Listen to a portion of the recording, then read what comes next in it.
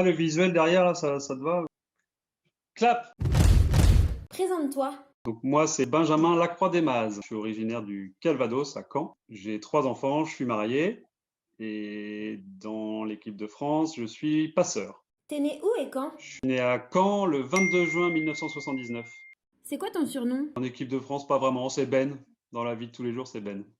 Comment t'as fait pour arriver en équipe de France? C'est un pote d'enfance, Florian Foulquier, qui savait que moi j'étais amputé depuis quelques années. Et donc quand je suis revenu à Caen après mes études, et après avoir bossé un peu, il m'a proposé d'essayer. Et puis j'ai rejoint à Ougat l'équipe de France qui était présente pour un stage pour essayer de faire un match contre eux. Et c'est là où Christelle Bernoux, qui est la chef de projet, m'a proposé d'intégrer, enfin de faire un essai en tout cas, et d'intégrer l'équipe de France. C'était en 2017. Ça. Un voyage qui t'a marqué ou que tu aimerais faire? J'ai travaillé pour une association humanitaire pendant 4 ans, une association qui s'appelle CARE. Ça va être un voyage que j'ai fait avec CARE au Niger en 2005 ou 2006, je crois, où il y avait une famine, une crise alimentaire très importante. Et donc ça m'a particulièrement marqué parce que j'ai vu plein de gamins qui crevaient de faim.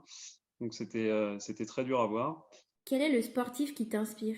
Depuis que je me suis mis au paratriathlon, j'ai découvert un paratriathlète qui s'appelle Alexis Anquincan, qui est triple champion du monde, triple champion d'Europe, qui est vraiment un très grand sportif et à cause duquel je suis pas champion de France depuis 2 ans, puisque je suis vice-champion à cause de lui, puisque j'arrive derrière lui. Si tu pouvais avoir un super pouvoir, ce serait quoi? J'aimerais bien être le maître du temps pour pouvoir raccourcir le temps de travail et allonger le temps d'entraînement. Une citation qui te représente? Très classique, c'est du genre quand on veut, on peut, ou qui ne tente rien n'a rien. Voilà, moi je pars du principe que quand on veut vraiment quelque chose et qu'on se donne les moyens de le faire, on peut très souvent y arriver. Raconte-nous ton meilleur souvenir en équipe de France.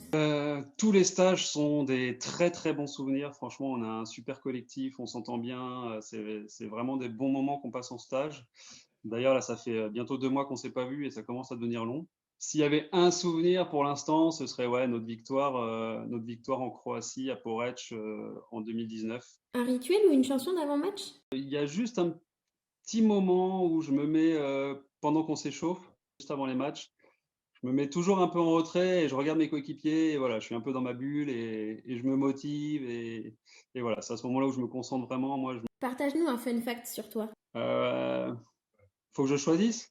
Et je pense mon premier essai en course à pied, qui doit dater de 2003 ou 2004, où mon prothésiste de l'époque, que je ne citerai pas par respect pour lui, m'avait fait une petite prothèse qui s'est décrochée en plein sprint.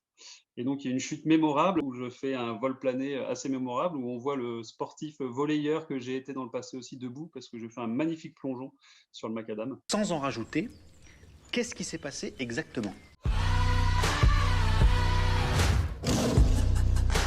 Montre-nous ta plus belle grimace.